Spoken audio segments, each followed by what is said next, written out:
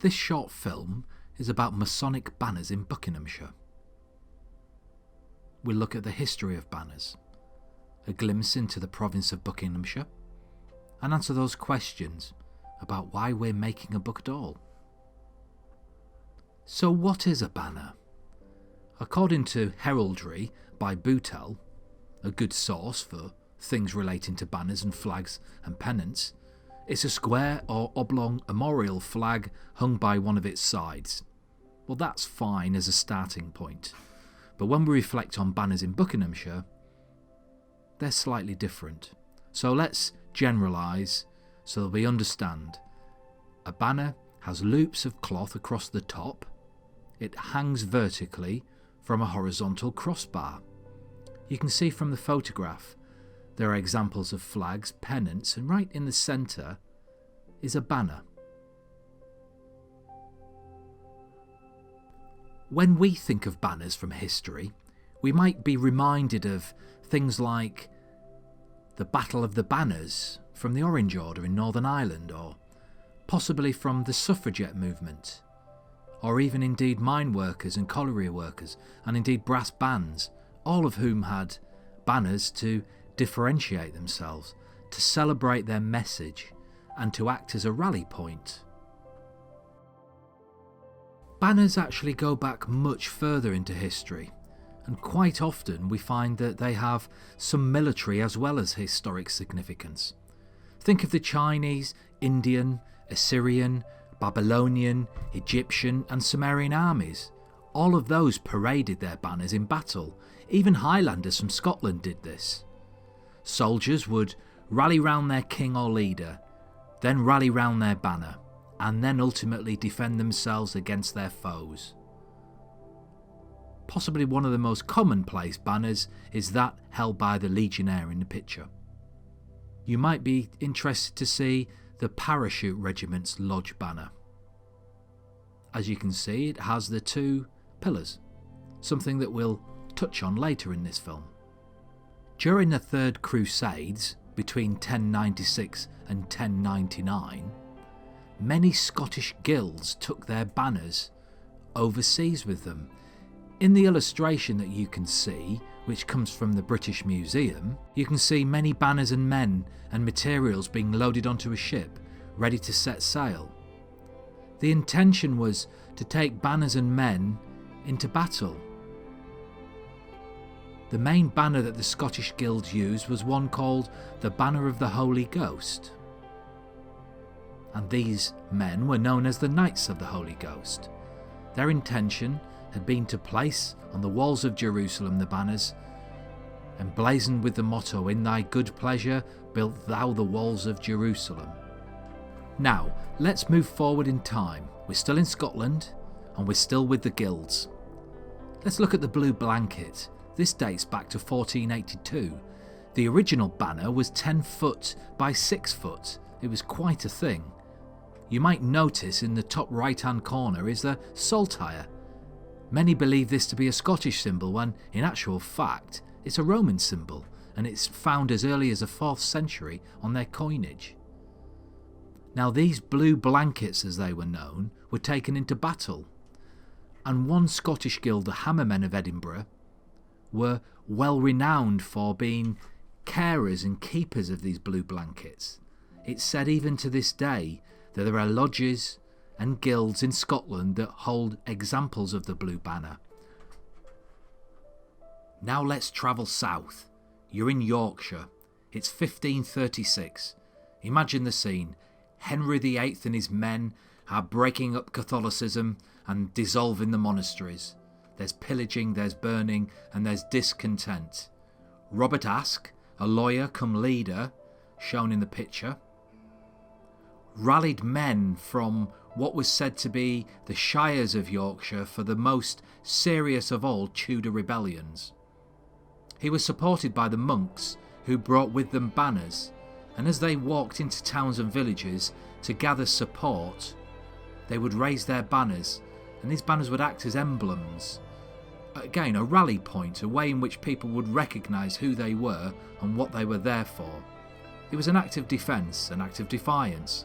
Sadly, it would ultimately fail. Robert Aske, would be executed in London. So now let's delve into Masonic banners in particular. The earliest known Masonic banner is that of the York Lodge. It was presented to Grand Lodge in 1776. As you can see by the image on screen, it's not exactly a banner, and that's because all that remains is a reproduction on premium heavy stock paper. The original is lost. What we do know is that there seems to have been an adoption of banners in craft lodges, following the general principles of arms and heraldry of the nobility of medieval guilds. Now let's move to 1871 in France. Imagine the scene. You're in Paris. The city is surrounded by Adolphe Thiers, leader of the counter-revolutionary Versailles army. The city's been pounded by cannon and mortar. You're a Mason. You're one of 55 lodges of 10,000 brethren, all dressed in full regalia. You're marching through the city. You're going to meet the Paris Commune.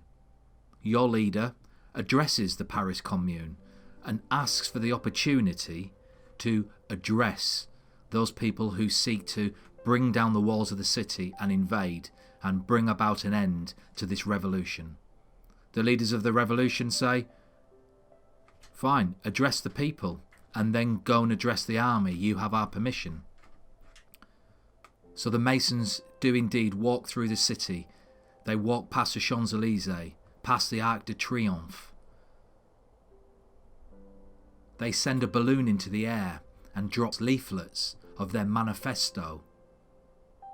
The manifesto reads, "In the presence of the painful events before which all of France wails, in the presence of the precious blood that flows in torrents, Masonry, which represents the idea of humanity, and which has spread itself throughout the world, comes again to affirm before you, government, and members of the assembly, before you, members of the commune, those great principles which are the law, and which should be the law of every man with a heart of a man.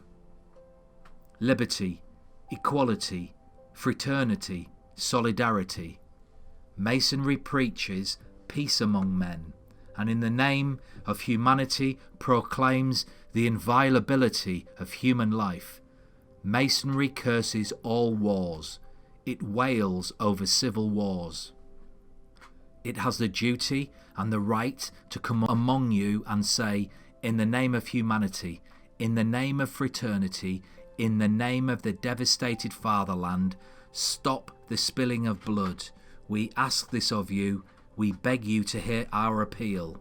We don't come to you to dictate a program, for we rely upon your wisdom. We simply say to you, stop the spilling of precious blood that flows on both sides, and lay down the basis for a definitive peace that will be the dawn of a new future. And this is what we energetically ask of you. And if our voice isn't going to be listened to, we tell you that humanity and the fatherland demand and impose it." They then took their banners and placed them on the ramparts surrounding the city. The leader of the counter-revolution army of Versailles, Adolphe Thiers, sent a deputation to speak to the Masons, to ask why they put their banners on the ramparts. When they explained, the deputation returned to the leader, and with regret, it was ultimately rejected. The cannons were unleashed again, the walls fell, the revolution ended, and many Masons lost their lives. Now this is a melancholy tale, but it does speak volumes, one, of the brotherly love that Masonry offers, and two, the willingness to sacrifice oneself for a greater good. Meanwhile, on the other side of the Atlantic, happening at the same time, was the phenomenon of the North American sideshow banner. So imagine that you're in a city in the Midwest or a town. Travelling sideshows would come, it would be a circus, and it would be spectacles and things of interest. The banners would be brought to towns to demonstrate the delights that would behold once the travelling circus or those sideshows arrived. Imagine, wouldn't you wish to go and see the Midget Prince, Hans, or Zoma the Sadist? Maybe the Frog Boy, 36 inches, tall and alive. He never walks, he hops like a frog. Or possibly the Daughter of Undetermined Sex. And my own favourite, the Rock and Roll Burro. Cookie, he's alive and he has rocking chair feet. If ever you were going to ride the goat, surely you'd want to practice on Cookie first. So when we started taking photographs of the banners, it became quite apparent that it was quite a mission really. They were in different states of repair. They were hung up, they were laid down. We found them tucked away in cupboards and boxes, and some of them actually needed running repairs because of their different ages. You know, imagine there's a range of over 100 years, and it was quite a challenge. Some of them, by virtue of their location, meant that the photography had to be handheld. Other times we were able to use a tripod. We were very fortunate to have the expertise of Brother David Thrower, an expert with over 20 years of professional photography, and his eye for detail ensured that each and every single banner was captured in glorious details. The challenges we had were lighting. Imagine some of the lodge rooms are very dark, some of the banners are very worn. One of the biggest ones that we hadn't anticipated in terms of a challenge was wind. Because we were trying to capture these images in low light, it meant a long exposure, which meant that the banners had to be absolutely still. Now, it was only when you wanted that stillness that you could actually see the banners waving, so we would have to hold them until the very last second, and then when Dave pressed the shutter, we'd step away from the banner and keep our fingers crossed that they wouldn't flap too much and indeed blur.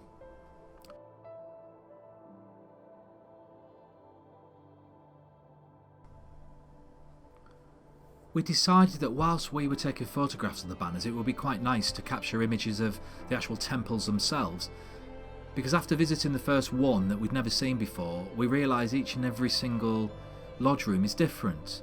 There were stained glass, there were brass, there were wood carvings, there were inset, inlaid wood.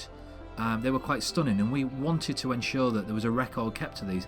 If, heaven forbid, anything should happen to these buildings, at least there would be a record of some of the beautiful features that were in there. And we also wanted to ensure that those people that we met who were extremely proud of their lodge rooms had that opportunity to show it to other brethren from the province. So we took great care to capture lots of the incidental images as well. This is Linslade that's on screen at the minute. Beautiful stained glass and brass, a stunning location. And indeed, many of the items that we found in there were unique to each lodge. Wherever we went, each lodge was slightly different. Although the layout obviously had to conform to something that was standard, they were unique. And we certainly would hope that those people who buy the book and see the difference of each of these lodge rooms may choose to create their own Masonic bucket list and to tick off a visit to each of these lodges, if only so that they can experience what it's like to have a meeting in some of these stunning rooms. Certainly the acoustics and the ambience of the rooms and the decor really add to the experience that you'll have when you attend one of the meetings. It's surprising how, as a Mason, you might take a banner for granted and you might not ever get close to it to look at the detail. It's something that we obviously did, and with Brother David's expertise in photography, we've been fortunate enough to pick out exquisite detail in some of the banners. And as you can see, sometimes it's wear and tear, but this is Masonic filigree, you could say. These are details that are captured by time, and certainly the expertise of the seamstresses and painters that produce these banners is absolutely incredible. And we wanted to celebrate that artistry because we know there's over 100 years of creativity and artistic capability in some of these things, and it's as diverse as tatting and braidwork, mosaics, embossing, painting, oil painting, wooden banners, as you can see from the Ivor Lodge. The iconography is stunning, industrious, banner is fabulous. The detail and the relief that we found in some of the banners made them look three-dimensional, and we hope that the lodge book, as well as telling a history of why the lodge chose to have the iconography on the banner as they did, will allow people to really see the detail in there and challenge them at some point when they're next in a Masonic meeting to go up to their banner and just have a good close look at it. Because what we can say is the detail and the devotion that's been put into the creation of each and every single one of these banners speaks volume for the care and attention that lodges have, and indeed the craftsmanship and seeking out those experts who can provide a faithful reproduction of what the original design was is a challenge. Many of the organisations and individuals that created these banners are no longer here, so these banners act as testament to their greatness as well as those of the lodge.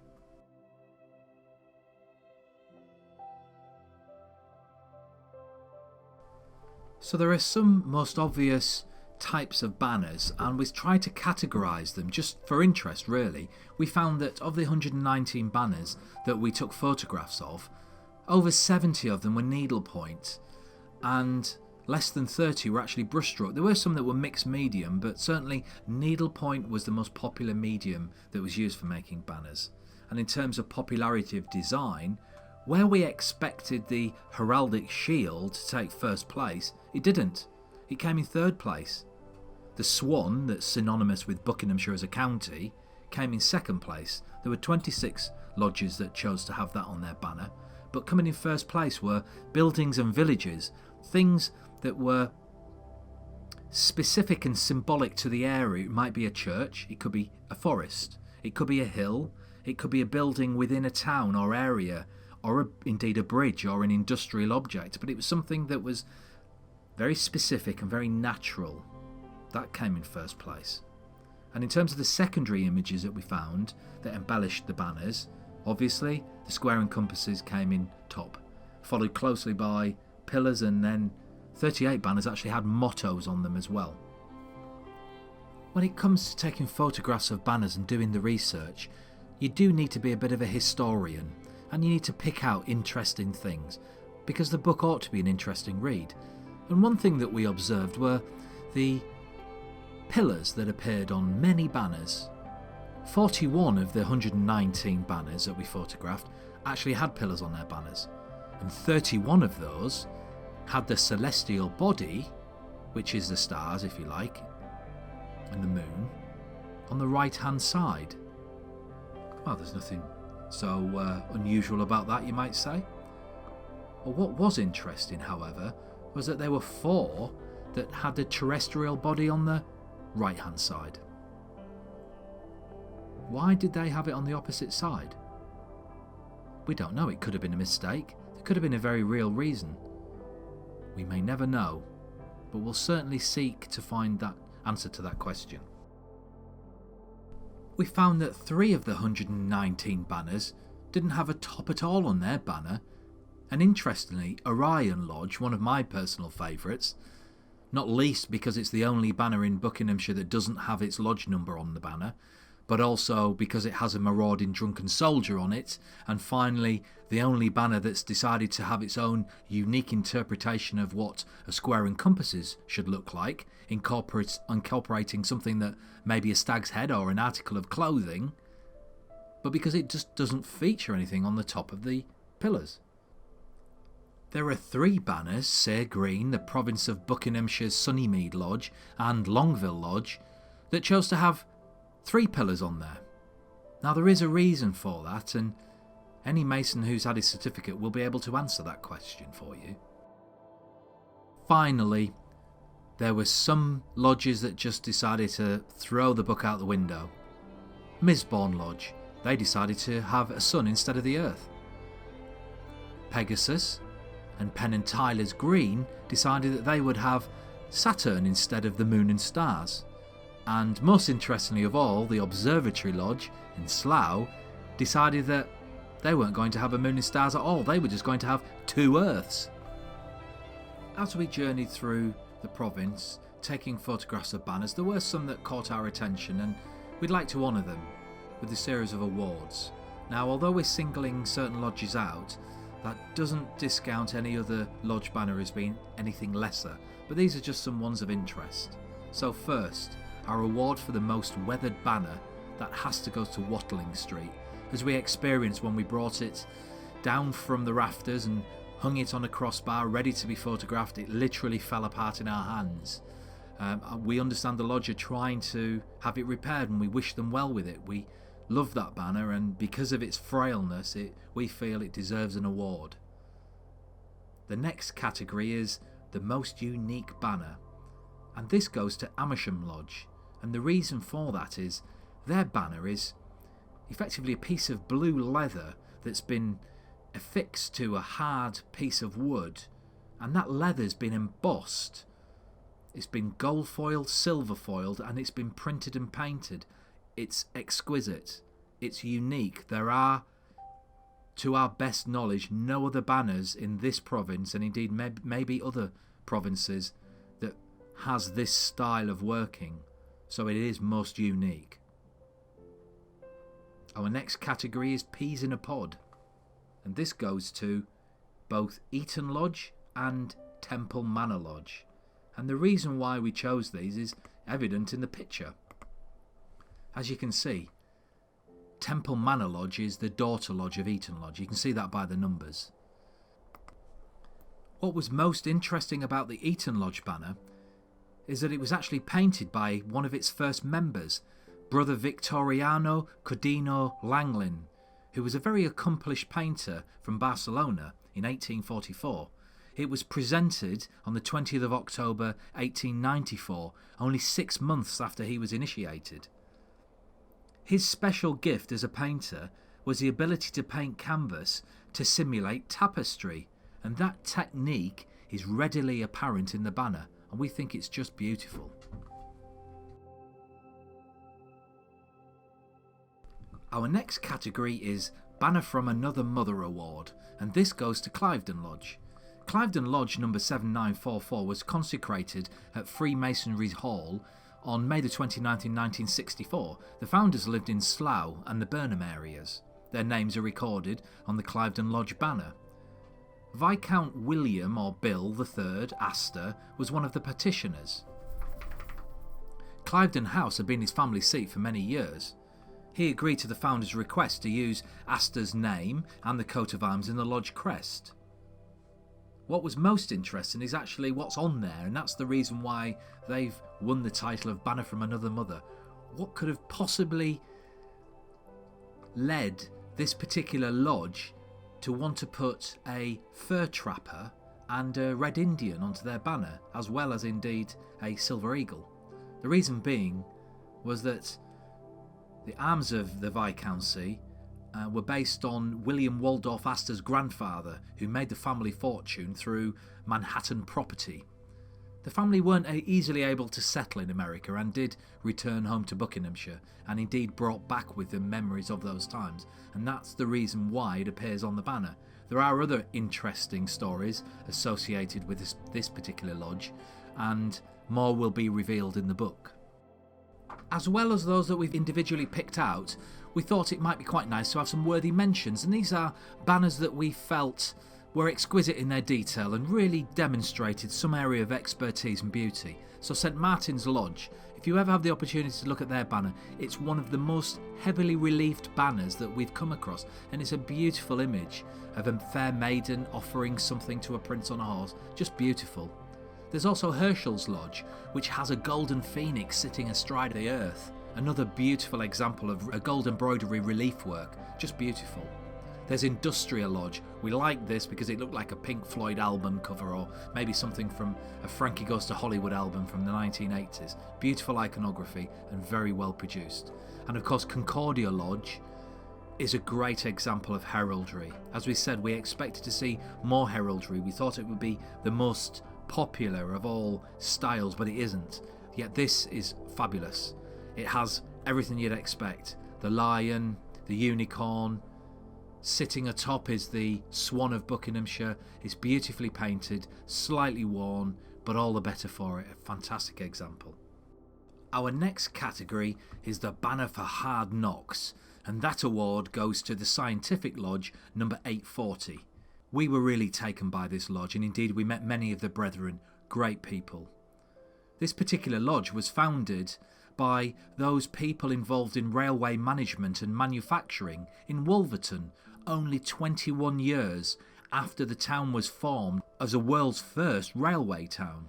Obviously, railway imagery would be prominent. The bridge that's on the banner is just north of Wolverton. Sadly, it's no longer around. It's been replaced by a brick one in the 1890s. The locomotive is a generic model from that time. The Arm and Hammer is a clear reference to the foundries and carriage works in Wolverton, where the founding master, John McConnell, was superintendent of works. And the fabulous Victorian motto at the bottom of the banner reads, "Mind moves the mass." It was a very clear Victorian engineering principle. Wonderful example. Truly deserved of the title, Banner for Hard Knocks. Our final award goes to Sunnymead Lodge. It's the Give It Large Award.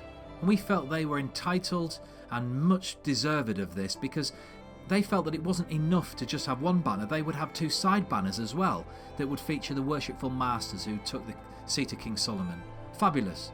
But we have pondered what will happen once the one on the left is filled. Will they add more on there? And if so, when will it stop? Will it keep going and going? I do hope I live long enough to actually see how they manage that. But certainly, as it stands today, they gave it large. Well done, Sunnymead. I do hope you've enjoyed listening to recollections of the work that we did on making the banner book and some of our favourite pieces. We'd like to thank you for your support and ask only this: if your lodge has yet to provide information to us for our book, please would you be so kind to contact your secretary and help us. The amount of detail that goes into this book stands as testament to how proud we indeed are of our individual lodges and the province as a whole. Our hope is that in time, other provinces will indeed take up the challenge to make a book about their province lodge banners. We know that Bedfordshire have already done similar, so we have 2 provinces under our belt. Could there be more? My hope is that within my living lifetime, Grand Lodge receive a copy from every province of every lodge banner that existed at the time of publication. I thank you for your attention and your support, and do hope that once our book is published, you'll buy a copy. Thank you.